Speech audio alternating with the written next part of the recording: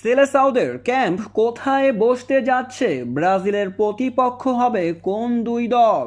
ব্রাজিলের ভক্ত হলে অবশ্যই লাইক এবং কমেন্ট করে যাবেন। ব্রাজিলের পরবর্তী দুই ম্যাচ 2026 সালের বিশ্বকাপের বাছাই ম্যাচ হিসেবে বিবেচনা করা হবে, যেখানে তাদের প্রতিপক্ষ হচ্ছে প্যারাগুয়ে ও ইকুয়েডর।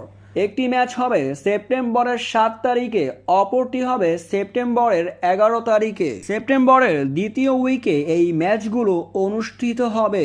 ইতিমধ্যেই এই ম্যাচগুলোর জন্য 23 সদস্যের একটি স্কোয়াড ঘোষণা করেছে ব্রাজিলের কোচ ডরিবাল জুনিয়র।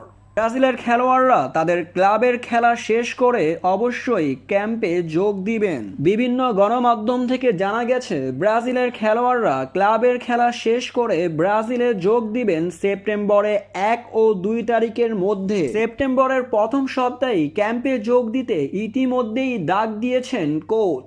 ব্রাজিল টিমকে অনুশীলন করতে দেখা যাবে সেপ্টেম্বরের 2 তারিখের পর থেকে।